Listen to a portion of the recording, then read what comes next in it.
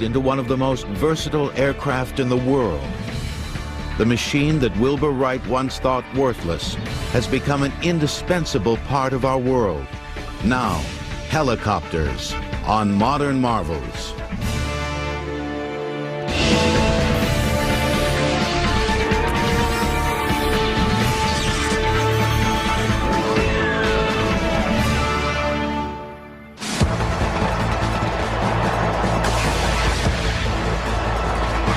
In watching a premier military attack helicopter in action, it's no wonder that many of the world's aeronauts claim that helicopters are the only real flying machines.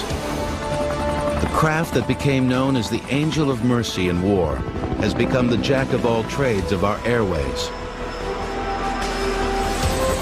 From a transporter of some of the world's most famous and powerful individuals, to aerial firefighters putting out some of our worst forest fires. From defender and protector of our neighborhoods, to the flying crane workhorses lifting over 12 tons, to one of the most important functions of this aircraft, the flying ambulance. Medevac helicopters have helped save thousands of lives a year.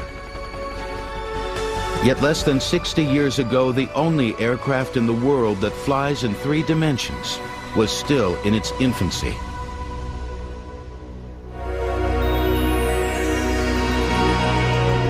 The idea of rotary flight dates back to ancient civilization. It began with a toy that became known as the Chinese top. We know for a fact that 1,500 to 2,000 years ago, the Chinese already had spin-top toys where you pulled a string and a propeller device flew into the air. The implications of it, however, were not realized by the Chinese at that time. As the Chinese top made its way across Europe, it quickly became a popular curio. By 1463, the top even began to show up in paintings, such as the famous Christ Child, which depicts Jesus holding one of these toys. Shortly after, in 1483, the first known design concept of a helicopter was put on paper by one of the world's most famous theorists. Leonardo da Vinci was very actively pursuing the challenge of the helicopter with that famous sketch of his and with the description that if the cloth were properly varnished and this screw-like object were turned quickly enough, it would ascend into the air. And if you look back at it, fascinating how close Leonardo da Vinci was to solving the problem of flight. But the man was such a perfectionist that he went beyond the glider, and if he had just stopped for a moment and said, okay, I don't think I can build this, but if I just make it into a fixed wing, that man would have flown 500 years ago. Da Vinci was among many scientists who were teased by maple seeds and dandelion leaves in flight. Various insects and hummingbirds who hovered effortlessly in midair, turned any which way they pleased, and could fly in all directions. But without a sufficient source of power to lift a man, the idea of any mechanical flight would remain for centuries a dream.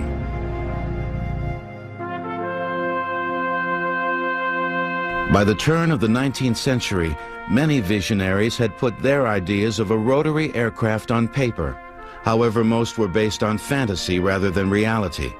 But by the 1840s, an English scientist, Sir George Cayley, began tackling one of the first obstacles associated with rotary flight, counteracting torque.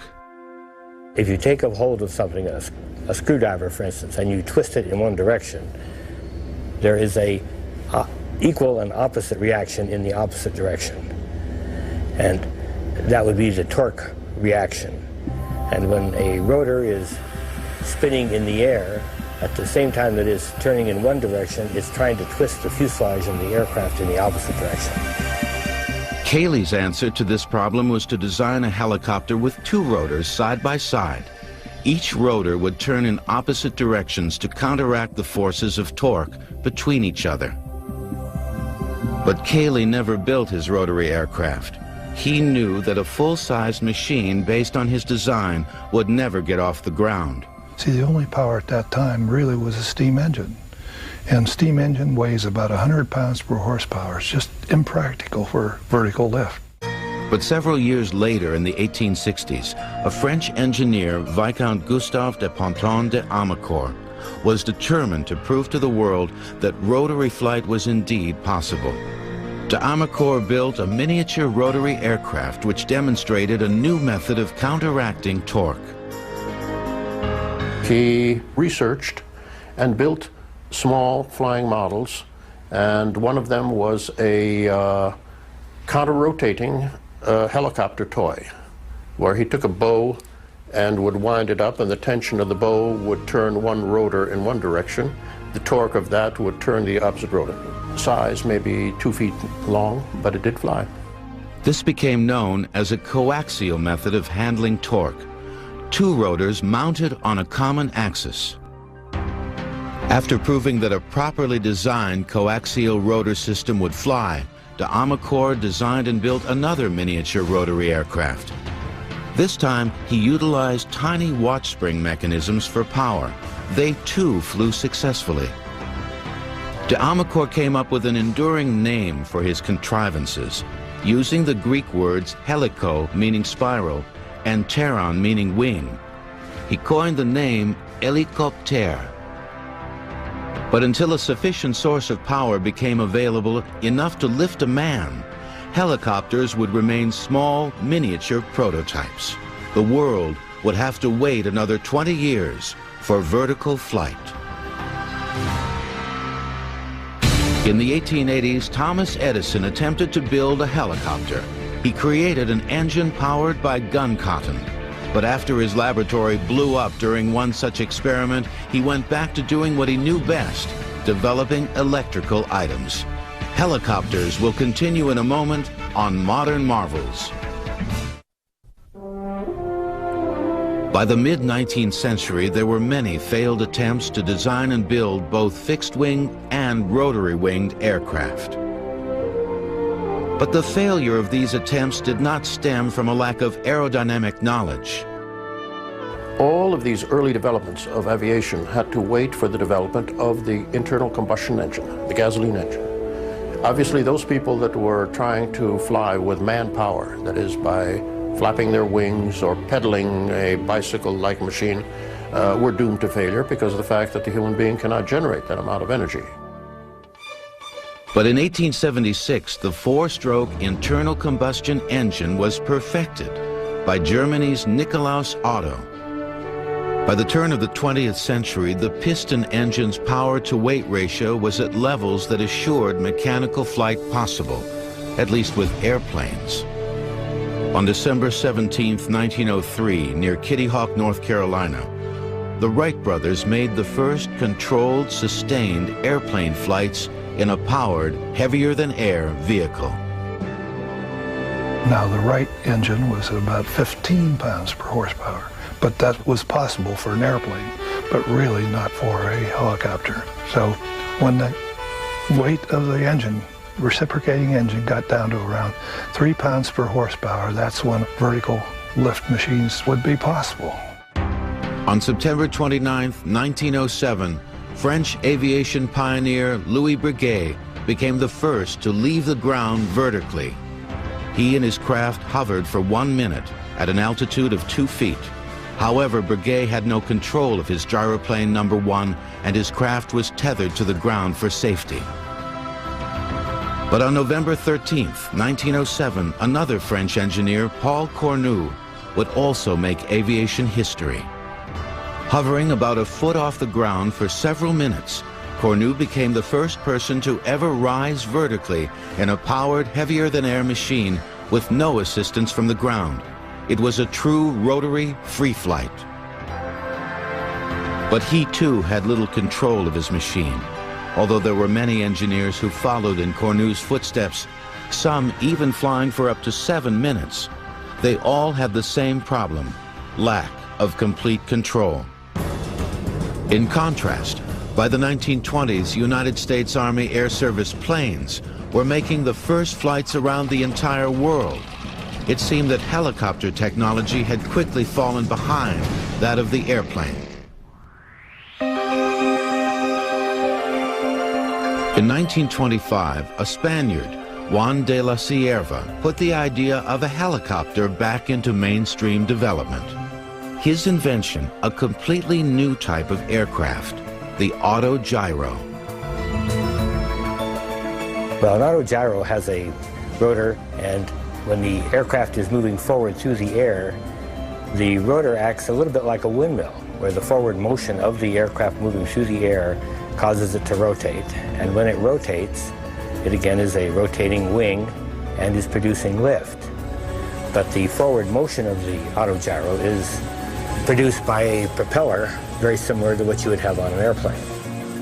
An autogyro, which wasn't really vertical lift on the takeoff, but vertical lift landing, they could auto-rotate down and with very little ground run, plop down right in front of everybody, and especially at air shows, they would demonstrate that capability.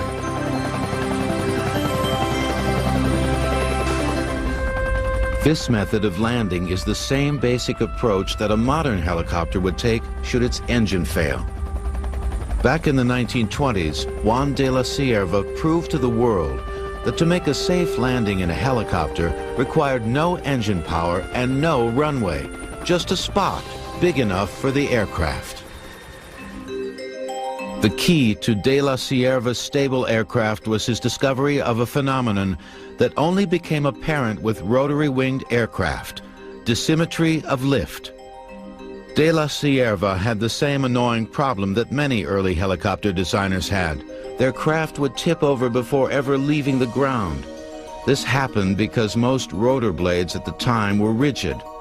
Rotating blades never generate the same force of lift equally throughout their revolution. This causes an imbalance of lift. De la Cierva's solution? He attached hinges to each blade, which allowed them to move fore and aft, and up and down. This would allow the rotor blades to find their own way through the air. You see, as the forward-going blade goes into the air, it gets a lot more lift and it wants to rise. And as it rotates around and goes with the air, then it wants to sink. And prior to that, then, most of the aircraft would have rolled over. He allowed the blade to flap up, and as it goes around, then to flap down. If it gets too much lift, it flaps up.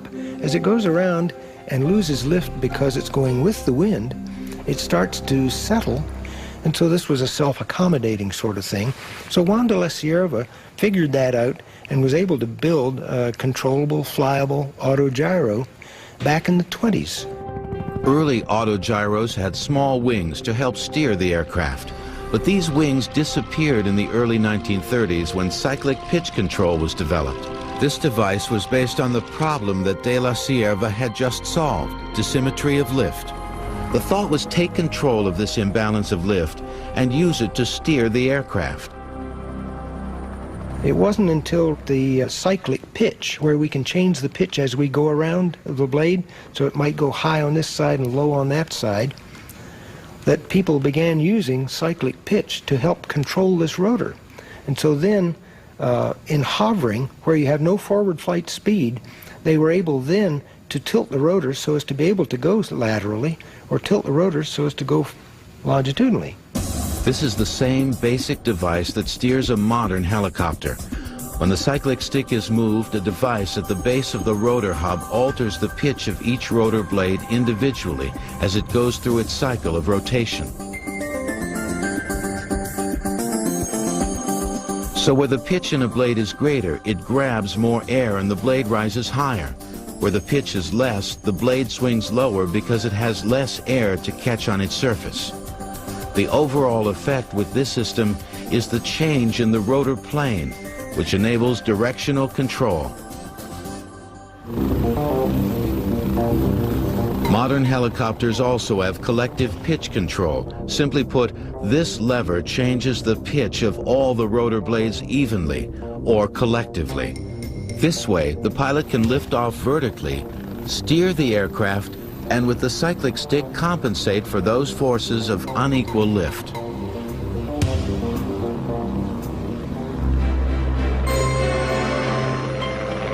Thanks to these new technological breakthroughs back in the 1930s, the autogyro achieved practical success. The Detroit News used one to speed reporters to the scene of major stories. The U.S. Postal Service began test flights for its deliveries.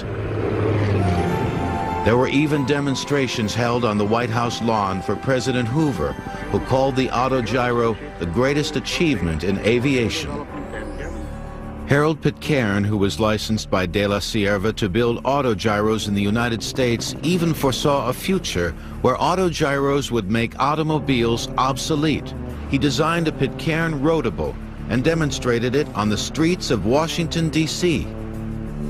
The rotable vehicle was all part of Pitcairn's dream, which he depicted in his promotional material, to have an autogyro in every garage. Well, Harold Pitcairn built some autogyros here in the United States back in the mid-1930s, which was right in the middle of the Great Depression, and nobody really had money for anything at that time. So, unfortunately, the autogyro, combined with its complexity and high cost, never allowed it to actually be that competitive.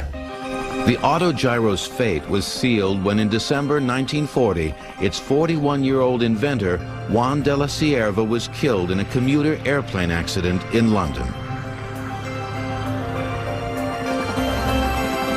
But by solving many of the autogyro's problems, de la Sierva and his colleagues had opened the way at last for the practical helicopter.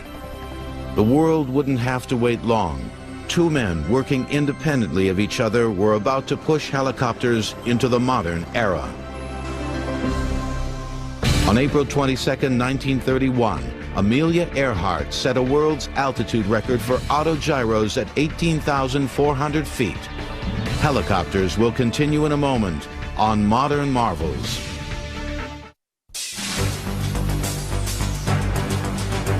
By the middle 1930s, there had been many complicated machines built in hopes of achieving controlled vertical flight. Few would ever do more than scoot across the ground. But in 1936, a German airplane engineer, Heinrich Focke, had gone beyond conventional thinking.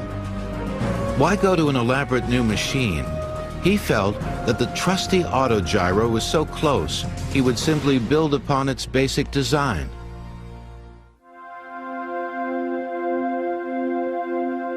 Professor Heinrich Focke was a very brilliant aerodynamicist, a very, very great pioneer who started with the autogyro and then built up his know-how of rotary wings and the lifting and the vibrations and the capabilities. And from there, it was almost a natural step for him in 1935, 1936 to attack the problem of the helicopter, which he very successfully attacked. It resulted in the building of two small helicopters. The two main rotors of the Focke helicopter were side by side. There was one on the left, one on the right. And by rotating in opposite directions, one counteracted the torque of the other. And it had a small propeller in the front that looked like an airplane propeller, but was actually just used to cool the engine. But it was a true helicopter. Heinrich Focke had built the world's first real helicopter. Although it was difficult to fly and maneuver, it could hover, fly sideways, and fly forward or backward. But for all the amazing feats that Focke's FA-61 helicopter achieved, it had little impact on a public already familiar with airplanes and autogyros. That is, until the attractive and daring 25-year-old Hanna Reitsch, known throughout Germany as that nation's first woman test pilot, climbed into the cockpit. Hanna Reitsch was a very gifted test pilot, a very, very tiny little lady, probably weighing 98 pounds, sopping wet, which was very good for improving the performance. You didn't want a big tank of a guy climbing into an aircraft which had marginal performance. Her flights and her demonstration flights were highly publicized, and those public demonstrations, I think, were pivotal to the cause of the helicopter.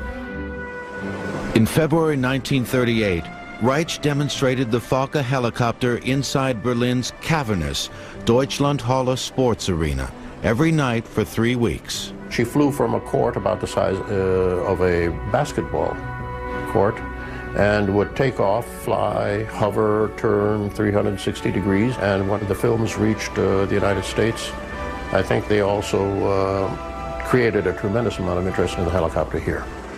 And Hannah Reich, interestingly enough, is a member of an organization that I'm a member of, which is the International Women Helicopter Pilots, more commonly or better known as the Whirly Girls. And because Hannah Reich was the first woman to ever pilot a helicopter, she's considered Whirly Girl #1. And presently, we have over 1,000 members of the Whirly Girls, and all of them must be rated pilots, and they're from 28 different countries. As Hannah Reich continued to break virtually every helicopter world's record, an American-Russian immigrant, Igor Sikorsky, was about to change the course of helicopter history.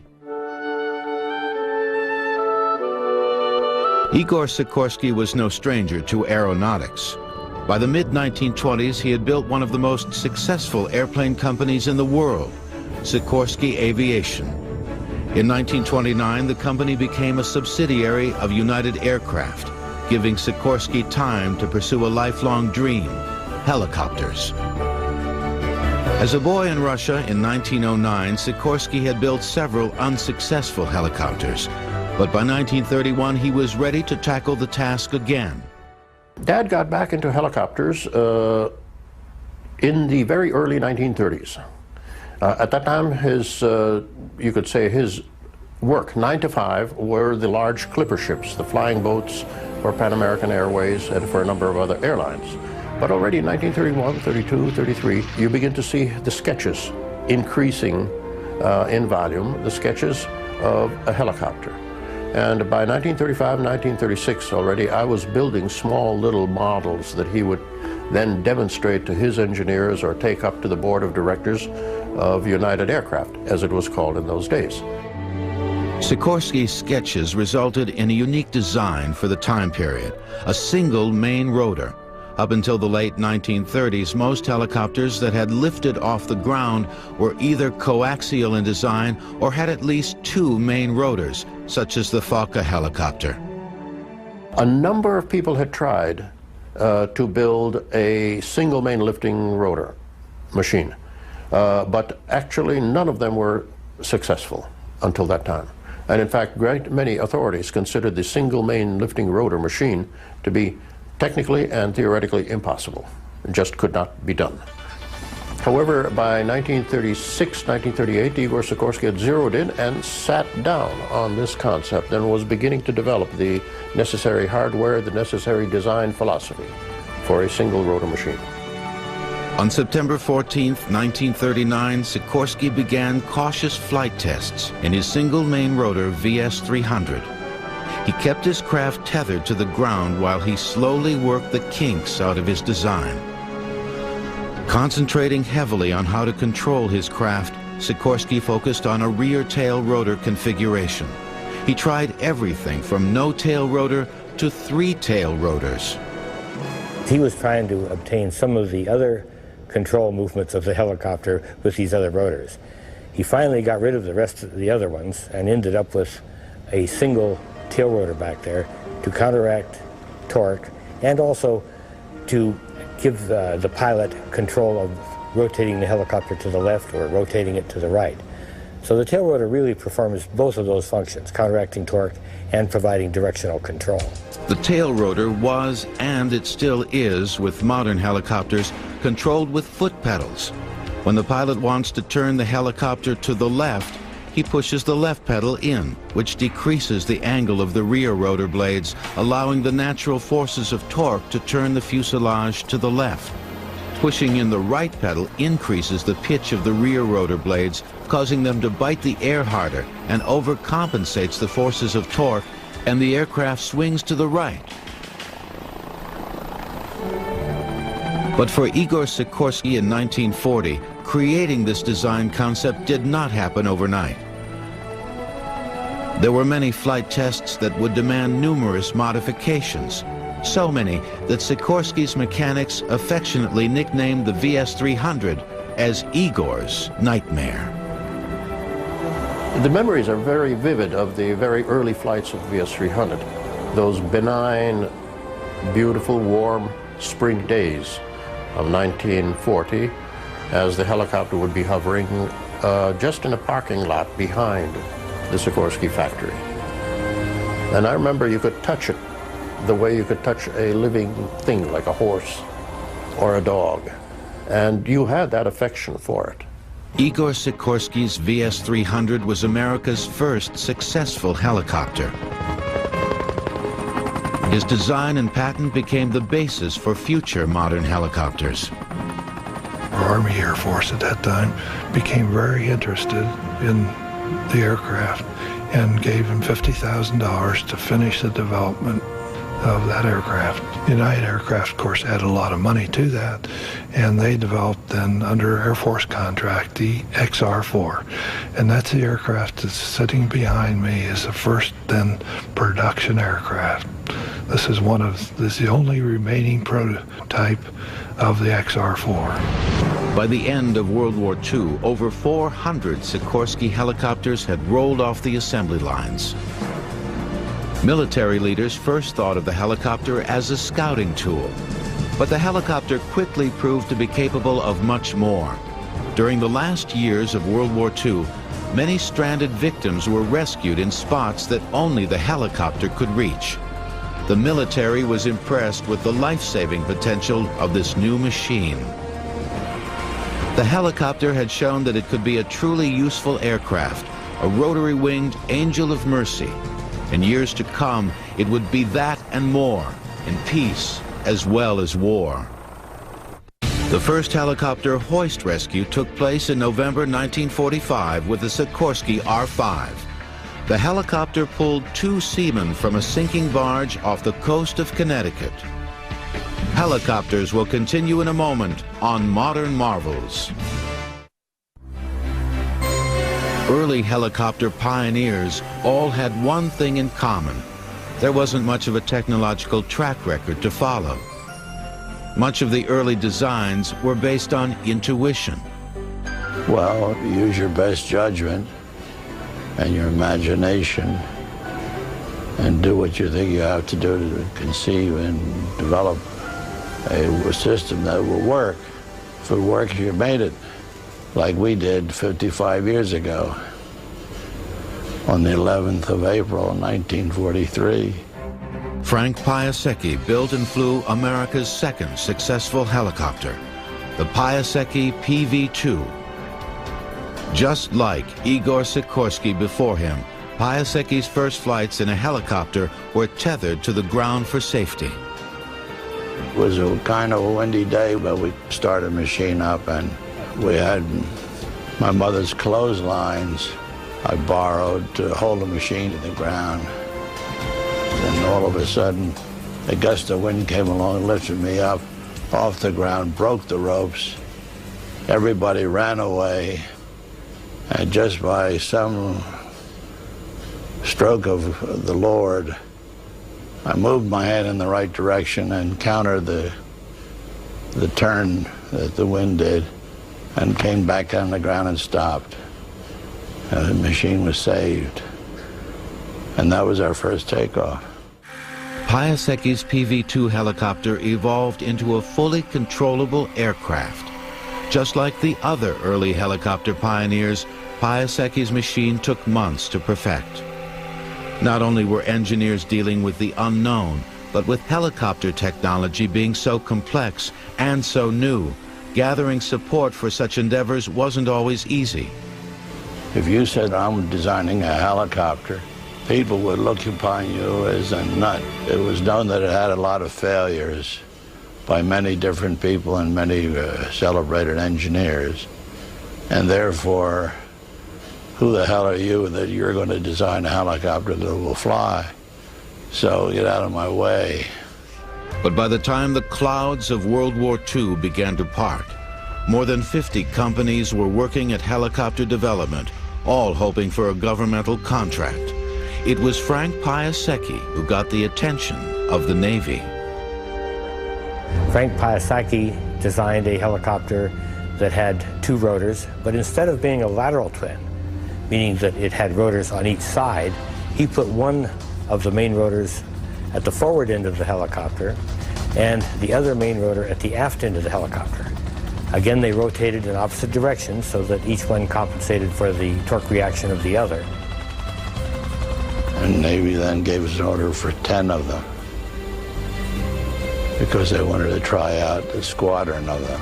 And with those 10, they were able to apply this new thing that they had, which gave them 1,800 pounds of vertical lift, which gave them more speed, which gave them more maneuverability, towing things, for instance, minesweeping. Piasecki built several variations of tandem rotor helicopters. Shortly after World War II, they were in use with the Navy, Marines, and Coast Guard. However, by August 1950, the armed forces found themselves in desperate need for hundreds of new helicopters in a war that no one expected.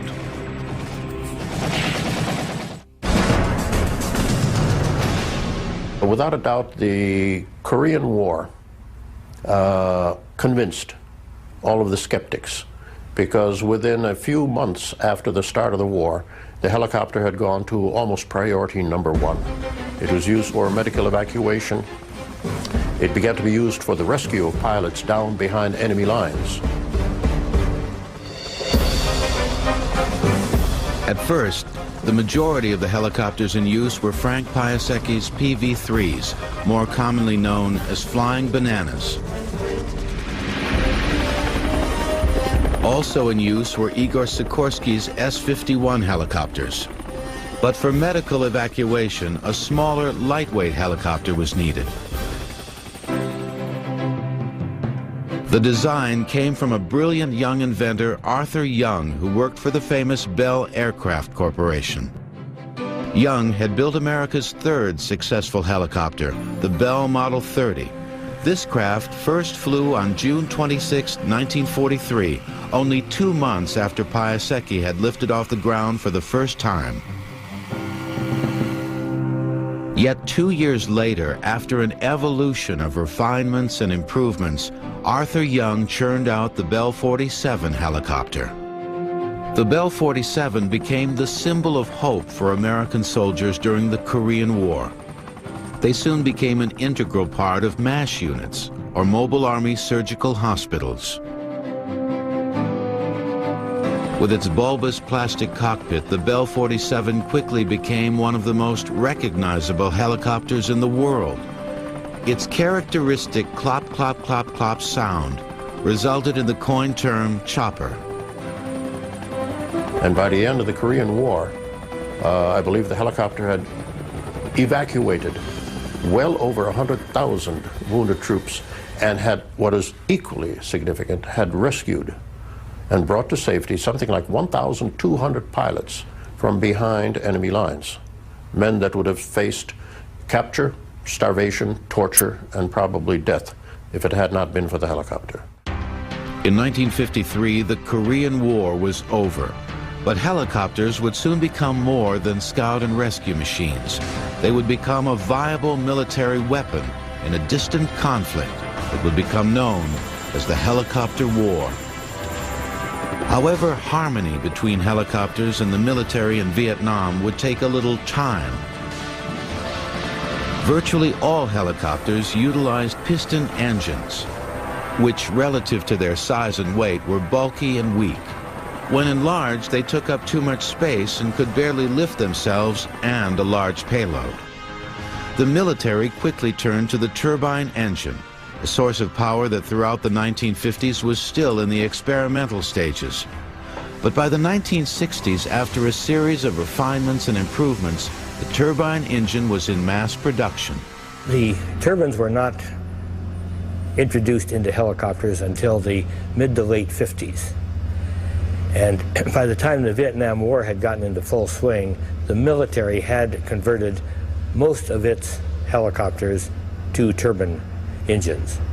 And again, those helicopters were all fairly large, and the turbine engine functions very well in helicopters of that size.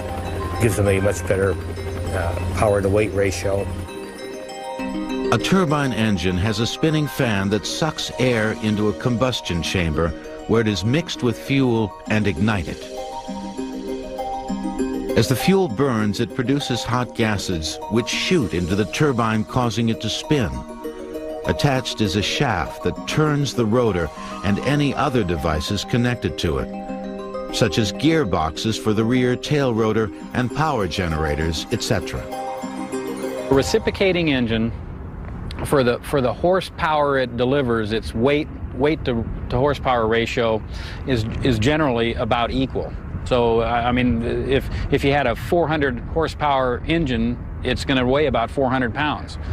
In a turbine engine, it's about half. If you have a 400 horsepower engine, it's going to weigh about 200 pounds. And in a helicopter, just like any aircraft, weight is precious. It was a turbine-driven helicopter that became the symbol of the Vietnam War. The Bell HU-1, more commonly known as the Huey, a nickname the Army pilots came up with based on the helicopter's initials. My first few months in Vietnam was flying Hueys. I think the Huey was the most versatile helicopter in the Vietnam War, and like I said, I think it became one of the most versatile helicopters ever built, just by its pure design and its capabilities. Easy to train pilots for. Take enough troops, a squad, say. You could put hard mounts on the outside of the aircraft and turn it into a gun platform if it had to be. You could put litters inside and use it as an air ambulance. You could take an aircraft and configure it very quickly for 3 or 4 or 5 different kind of missions. But flying these machines in war exposed both pilot and aircraft to great risk. While rescuing wounded soldiers, often from the front lines, helicopters became large moving air targets for the enemy. There was really nothing really bulletproof about a Huey other than that it was a pretty simple design, and there was a few critical components, and if they were hit, it would knock it out of the sky. There was a lot of helicopters lost in Vietnam, and a lot of helicopter pilots lost their lives in Vietnam because of just the pure exposure, just the amount of hours that were flown. But there was not a more welcome sight to American troops fighting in flooded paddies and look-alike villages than that of the Bell HU-1. The Huey was looked upon as an angel of mercy, one of the most respected machines of that war. I think of the Huey affectionately because we were raised with it. In fact, I'm getting, you get a little emotional just thinking about it. That pop, pop, pop, pop, pop, so classic of a Huey. I went from being an apprehensive manipulator of the controls to becoming a helicopter pilot in the Huey, and I think I'll just always remember that. I'm very fortunate that our department operates a surplus Huey, and I occasionally get to fly it, and I hope it's the last helicopter I fly. I'll always have a soft spot in my heart for the Huey. By the end of the Vietnam conflict, the helicopter had proven itself as an efficient and ubiquitous servant in war. But soon, the world would see that the most dramatic helicopter duty remained the same in peace as in war, rescue.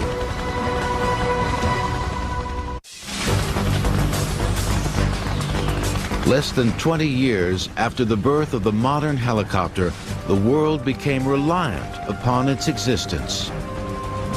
I think certainly that to the Army of the United States, and I would dare say to the armies of a number of military services around the world, the helicopter certainly is as indispensable as the jet fighter is to the air forces of the world. It does provide you simply with the capability to continue military operations in areas that would be inaccessible with anything but the helicopter. Currently, the latest in helicopter technology can be found in some of the various military machines, such as the Boeing Sikorsky Comanche. This stealth machine can fly at speeds up to 200 miles per hour and execute snap turns in 4.5 seconds. The Comanche can fly sideways or backwards at 70 miles per hour, while the pilot utilizes the craft's advanced radar and infrared sensors. In seconds, the Comanche's computers can scan miles of a battlefield, instantly prioritize all hostile targets, including tanks, trucks, and even other helicopters. While displaying the targets for crew identification, the system selects the optimum weapon to neutralize each, either from its own extensive weapon systems or by relaying encrypted information to other air or ground commanders. But the civilian side of helicopter technology is no less important. Helicopters are always on standby for our safety and benefit. A lot of people don't realize one of the special functions of a helicopter in a large metropolitan area is when the corporate helicopters are members of a disaster relief program.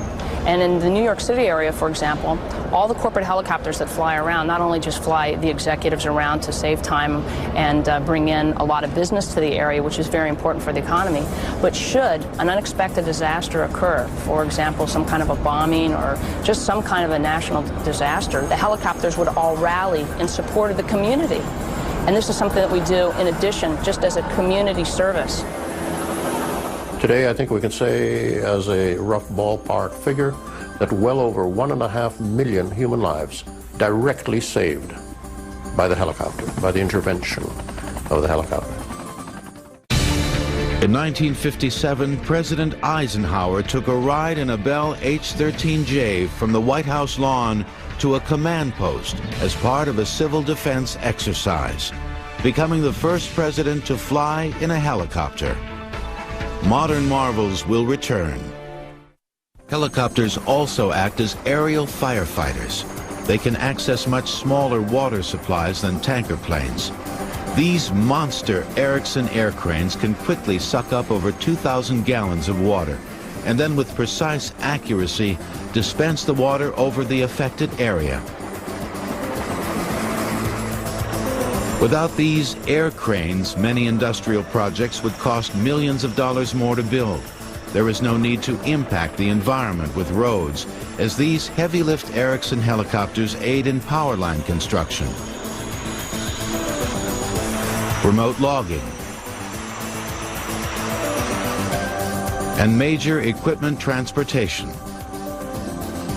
This unit is one of the first unmanned helicopters being developed for law enforcement and the military.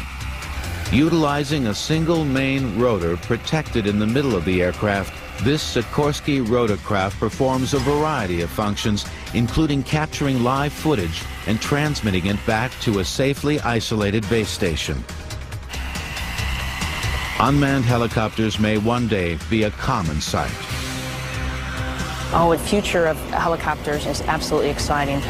Just a branch off from the helicopter is the tilt rotor, and that's where I think that you're going to mesh the vertical flight and horizontal flight. In fact, what it is the tilt rotor is the best of both worlds. You can land and take off like a helicopter and have the speed and range of an airplane. Man's thirst for perfecting three-dimensional flight appears to be an unfinished quest. But whatever we achieve in the future, the helicopter will always remain our source of inspiration. But I think the most special thing about the helicopter is the fact that it allowed man to live what had been considered up to now a dream. The ability to take off and land vertically, and the ability to hover motionless in the air, is something that literally only the helicopter can give mankind. My father, Igor Sikorsky, would often say that it's interesting that all of the great early legends of flight, the Pegasus, the flying carpets, the flying thrones of the Chinese, all of these had one thing in common. They did not need an airport. These were all vertical takeoff and landing machines. So that is what I consider to be the uniqueness of the